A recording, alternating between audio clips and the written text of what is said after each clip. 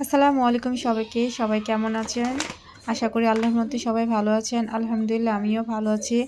তো শীত চলে গেছে, সবার মোটামুটি পিঠা খাওয়া শেষ। তো আমি আজকে এসেছি পিঠা বানানোর জন্য। আমি পিঠা বানানো শুরু করলাম।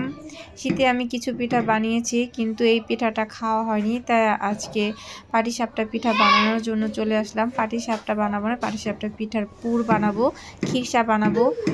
তো আমি পিঠা তেমন ভালো করে বানাতে পারি না, মোটামুটি পারি।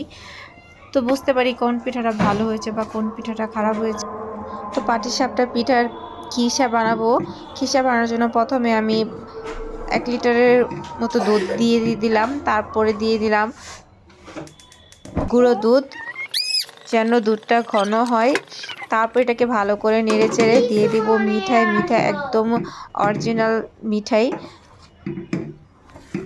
তো আমি আমার পরিমাণ মতো মিঠাই দিয়ে নিলাম। তারপরে নারকেল কুড়িয়ে রেখেছিলাম, নারকেল কুড়ানোগুলো দিয়ে দিলাম। এখন দুধটাকে ঘন করার জন্য এটার ভিতরে দিয়ে দেব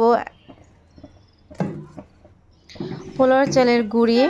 এই পোলার চালটিকে আমি ভিজিয়ে ভালো করে ব্লেন্ডার করে এটাকে একদম ভালো করে মিহিন করে নিয়েছি। তারপরে এখান থেকে পরিমাণ মতো আমি দুধের ভিতর দিয়ে দিব।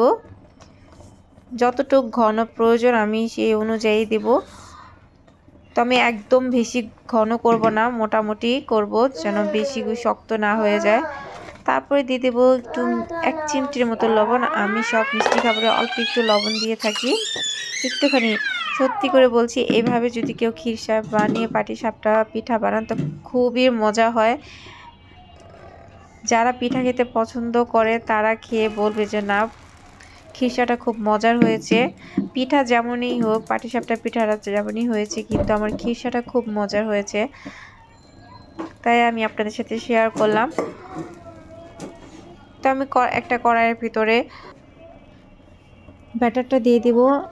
আমার পিঠাটা যে চালের গুঁড়িটা ছিল, রেডিমেড চালের গুঁড়ি, যেহেতু কিনা চালের গুঁড়ি ছিল তাই পিঠাটা তেমন সুন্দর হয়নি। যদি সাথে সাথে চালের গুঁড়ি করে বানাতাম তাহলে পিঠাটা আরও সুন্দর হতো। তো রেডিমেড চালের গুঁড়ি তো তেমন সুন্দর হয়নি। আমি রেডিমেড চালের গুঁড়িটাকে প্রথমে গরম পানি দিয়ে ভিজিয়ে রেখেছি, তার সাথে লবণ, চিনি, তারপরে গুঁড়া দুধ দিয়েছি। তারপরে এটাকে আধা ঘন্টা 1 ঘন্টার জন্য রেস্ট রেখেছি। তারপর চুলাতে বানিয়ে নিলাম। তো এইভাবে খিরসা দিয়ে পিঠা বানালে খুবই মজা লাগে। আপনারা বাসায় একবার হলে ট্রাই করে দেখবেন। খুব সহজভাবে কিন্তু এভাবে খিরসা বানানো যায়।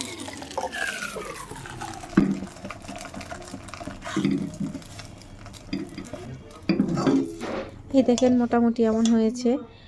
খেতে কিন্তু খুব দারুণ ছিল।